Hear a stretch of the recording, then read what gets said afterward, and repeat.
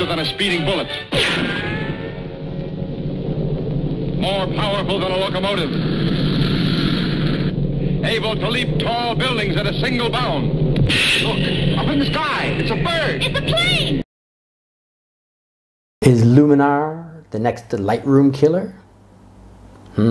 Stay tuned and see. Here I am, Vietnam.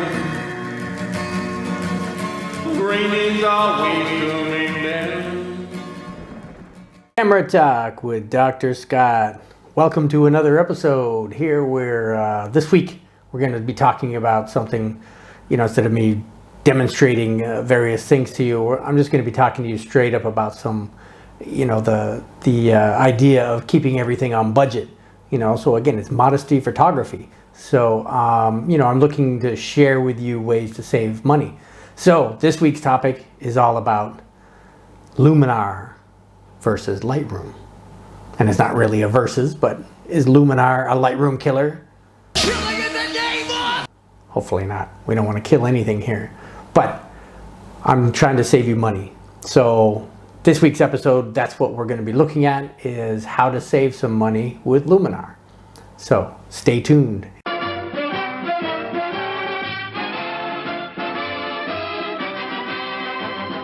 Okay, here's one of the things I want you to really understand. Let's do a little math here. I hate math. So let's say you're a Lightroom user, and Lightroom is pretty much the grandfather of editing software for those who are into photography. Lightroom is a great product. It could do so many different features, and it usually, for most users of Lightroom anyway, they combine it with another Adobe software called Photoshop. Everybody's heard of Photoshop, right? We actually use it as a verb. That photo's been photoshopped, or that image has been photoshopped. You photoshopped the president in on that image, whatever it could be. But they go hand in hand together. And that's where actually Luminar, which is also a photo editing software, is actually a plugin. It can be a standalone software, but it's also a plugin for Photoshop. They can work hand in hand together in that regard too. But I'm not here to really talk about how the software works. I'm going to actually link, here, or here, wherever, links to some other great videos that are going to describe for you how these software editing programs work. And that's not software editing, photo editing, photograph editing software, how they work. And that's one of the reasons why I'm putting this video together, is to just give you the budgetary look at why you may want to go in one direction versus the other.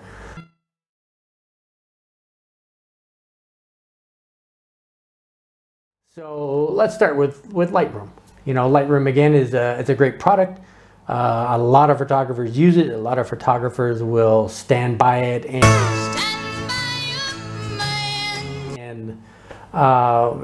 pretty much argue that it's the greatest thing since sliced bread as far as editing software goes. Now there's two ways to go about getting Lightroom. One is through a subscription, which many people do, and the other is buying a standalone software that you load onto your computer, and generally will let you use on two different computers for the one price. And then it's yours. You bought it, it's yours, and do whatever you want with it, kind of thing. But the subscription is how Adobe wants to sell the package to you. Lightroom and Photoshop together at one package. So if you want to buy the standalone version, you may be quite challenged to find it. Your mission, should you choose to accept it.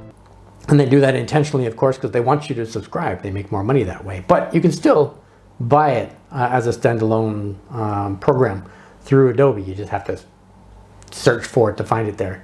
And that's pretty much how you do it, is using the search options. But subscriptions, for Lightroom, Photoshop, just a standard subscription, you're looking at $9.99 a month. Not bad, right? $10 This is US dollars, by the way. So $10 a month. It may not seem like that big a deal. You know, you spend a few coffees at Starbucks, or, you know, eat out at your average, you know, to-go restaurant, whether it's McDonald's or Burger King or Pizza Hut or something like that. You know, you're going to spend that, you know, at lunchtime anyway. So, yeah, again, it's not a great amount of money. So, but collectively, though, over the year, times 12, that's $119, almost $120 for your subscription. And again, may not seem like a lot of money, but if you average that out over, you know, a 5-year period, let's say, just to average or grab an average number, that's $600. And, you know, again, this is, you know, modesty photography. I'm looking at ways to save you money. $600 over 5 years. You know, you could buy a decent lens for that, you know, or a number of SD cards, or, you know, all kinds of accessories to go along with your photography hobby. So again, that's the standard. That's what most people will do, is do the subscription. And there's nothing wrong with that, as I said, but it's going to cost you. You know, it's you know, again, money that myself I would choose to use for other purposes. Now, if I bought the standalone version, you know, it's you know, $149, which may seem like, ooh, well, there's a bigger price right there. It's more than a year's subscription. But as a standalone software, though, it's yours. So for that $150, you know, it's yours. You could do what you want with it, as much as you want with it, for as long as you want with this. That's what she said. Versus a subscription, once you stop paying, you're cut off. Now, before, the Lightroom people say, well, that's not necessarily true. Just to let you know, with the Photoshop, if you stop your subscription, you get cut off completely. But in Lightroom, they cut off the actual functions, so you can't really edit anything, but you still have access to your photos and things that you had put on the website. So as I was saying, you're not really cut off from things. You're just cut off from using the software for editing purposes. So again, $150, you could buy the standalone software package, and then your upgrades are $79. So basically $80 for any time they upgrade to a different version or so forth. So if you upgrade, so your upgrade price $150 plus $79 is going to bring you up to $228 for, you know, your total package for the initial standalone plus the upgrade. Now, of course, if you upgrade continuously along, you're adding $80 to that $228 all the way along. Next thing you know, up to $300 and so on, and it collectively grows from there. So there's the argument back and forth of which one's better, whether you're subscribing or whether you're buying standalone. But still, mathematically, I hate math. You know, $228. If you keep that without upgrading for 5 years, it's $228. The subscription gets you $600, or takes from you, doesn't get you. It takes $600 from you for 5 years, and that's assuming, of course, the prices stay the same over that 5-year period. Now, let's take a look at the cost of Luminar.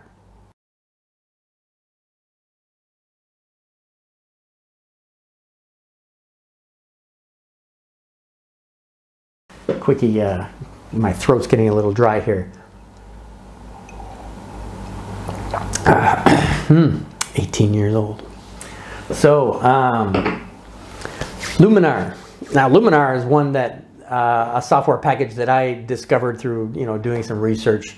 You know, I tried some others. There's, you know, a number of other editing software packages out there, and I don't want to name them all and go through the process of that. I just wanted to give you a comparison of Luminar Lightroom costs, and you can do your own research from there and figure out which one's best for you. After test driving a number of these other standalone softwares, I discovered that Luminar was the one that attracted me most. I should come up sometime, see me. For the features that came with the package. So again, I'm not going to go through a lesson of how to use Luminar. Maybe I'll do that in another video. But Well, you want to learn something? Yes, I do. this is strictly looking at the budgetary aspect of one software package versus the other. So Luminar, for one, it's no subscription, so there's no monthly payments on anything. Luminar is a standalone software package, and that's exactly how it's sold. You buy it one time and it's yours. Again, you could put it on two computers, but the price is $89. So you pay your $89 once, and that's if you buy it today. You know, there's various times when Luminar or Skylum, which is the parent company, has sales and they sell them for $50 and so forth for the first, 10,000 purchases or whatever it is. But if you go to the website today and buy it, it's $89. So basically $90. And same as Lightroom, if they produce a new version with all kinds of new bells and whistles and great things, your upgrade is going to be $74 versus $79 for Lightroom.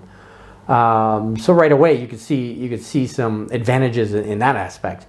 The Lightroom standalone $150, Luminar $89. The upgrades $79 for Lightroom. The upgrades for Luminar are $74. So it has that price difference. So as I said, using the comparison from Lightroom's total purchase of the software plus an upgrade will be $228. Show me the money! Luminar at $89 and their upgrade at $74 is going to bring you to $168. So again, what would you rather pay, the $228 or $168? Easy math for me. I'd rather save money in that regard. So as I said, this is hopefully, I know all my videos, I keep saying these are quick videos, but as a teacher I can't help myself. I just talk. Because in this life you can't win. Yeah, you can try, but in the end you're just gonna lose big time, because the world is run by the man.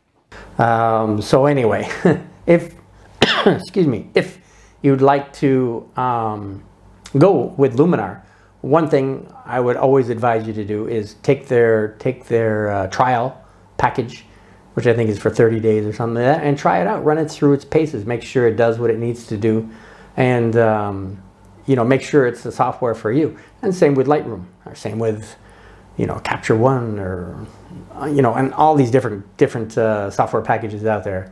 Always take the trial first and make sure it's going to be what you want.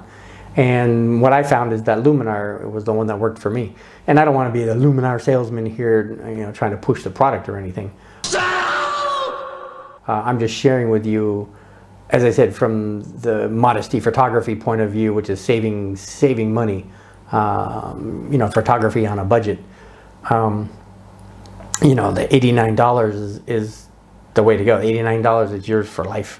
If you want to upgrade or not, that's your choice. And then it could be just $89. That's it.